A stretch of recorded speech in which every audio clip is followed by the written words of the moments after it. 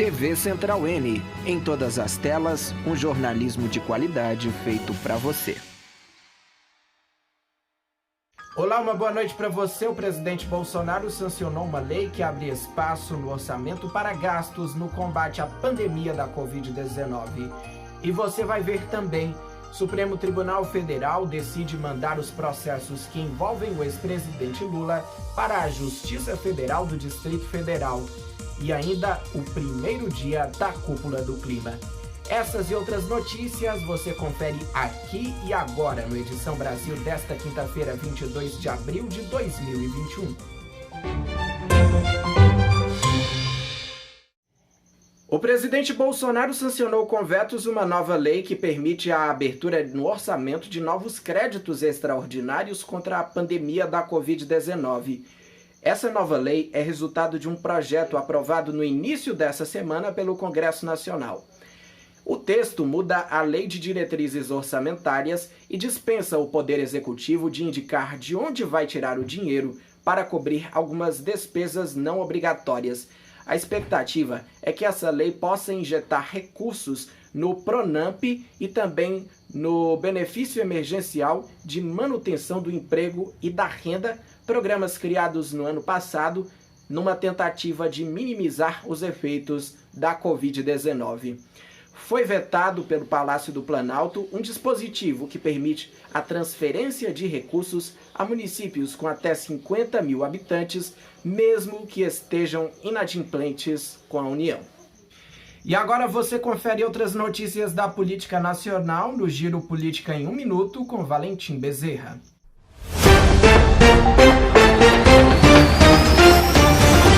O Procurador-Geral da República, Augusto Aras, defendeu o arquivamento de uma notícia-crime enviada ao STF contra o então ministro da Justiça, André Mendonça, e o presidente Bolsonaro por advocacia administrativa. Em resposta ao STF, Aras afirmou que já existe uma investigação contra Mendonça, que atualmente é o advogado-geral da União. Já sobre Bolsonaro, o procurador defendeu que o presidente não pode ser responsabilizado pela conduta de terceiros. O coordenador-geral de proteção do Instituto Chico Mendes de Biodiversidade, Diego Bezerra Rodrigues, pediu exoneração do cargo. De acordo com fontes ligadas ao Ministério do Meio Ambiente, a saída foi motivada por mudanças no processo de autuação ambiental, impostas pela pasta. Rodrigues estava no cargo desde junho do ano passado. O senador Renan Calheiros, do MDB de Alagoas, afirmou hoje que o governo federal deve concentrar seus esforços na formulação de argumentos para serem apresentados ao colegiado e que o presidente não deve se preocupar com a CPI, e sim com a pandemia. Calheiros prometeu isenção e afirmou que vai terceirizar relatório caso seu filho, que é governador de Alagoas, seja investigado.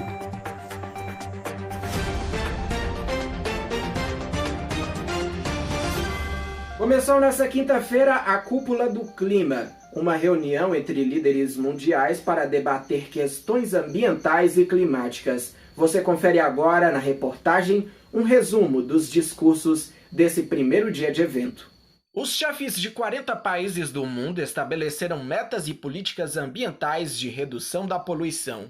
O primeiro a discursar foi o presidente dos Estados Unidos, Joe Biden, que chamou a atenção para a necessidade de criar uma economia verde e promover o desenvolvimento sustentável. O líder chinês Xi Jinping estabeleceu uma meta de antecipar o pico das emissões para 2030 e de atingir a neutralidade em 2060. A chanceler alemã Angela Merkel comemorou a volta dos Estados Unidos e anunciou que a Alemanha terá como prioridade o aumento do uso de fontes de energia renováveis. O presidente francês Emmanuel Macron quer taxar a emissão de carbono e defendeu que a medida é essencial para que a economia seja cada vez mais sustentável. O líder russo Vladimir Putin também quer taxar as emissões de carbono e anunciou que há planos para isso. A União Europeia colocou como meta neutralidade nas emissões de carbono até 2050. Entre o bloco dos BRICS, formado por Brasil, Rússia, Índia, China e África do Sul, o presidente brasileiro foi o último a discursar.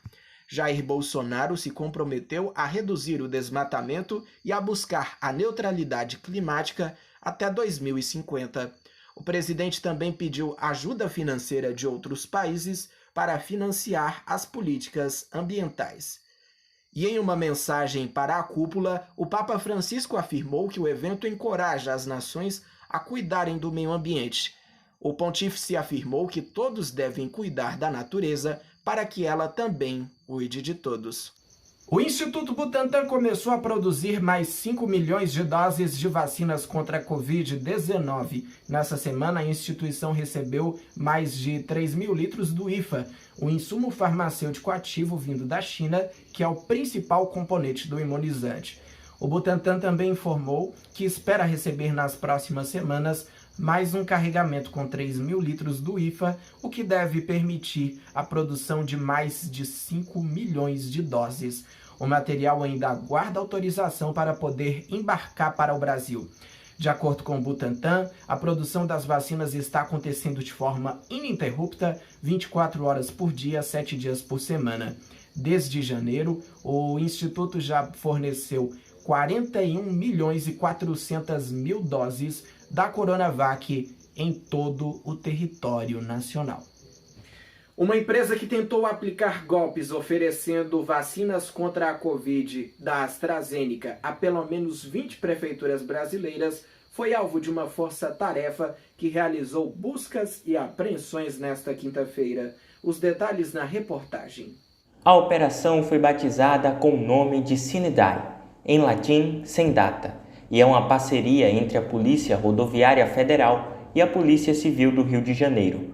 O alvo foi a empresa Montserrat Consultoria, que ofereceu doses de vacinas contra a Covid-19 do laboratório AstraZeneca, que na verdade nunca chegariam às prefeituras. De acordo com a Delegacia de Combate à Corrupção e Lavagem de Dinheiro do Rio de Janeiro, a empresa dizia ter 500 milhões de doses. A polícia está apurando se algum município chegou a realizar pagamentos das doses. Cada uma delas custaria aos cofres públicos o valor de $7,99, o que equivale a R$ 44 a unidade. Foram cumpridos 8 mandatos de busca e apreensão a mandato do juiz Bruno Rulielli, da Primeira Vara Criminal Especializada do Rio de Janeiro.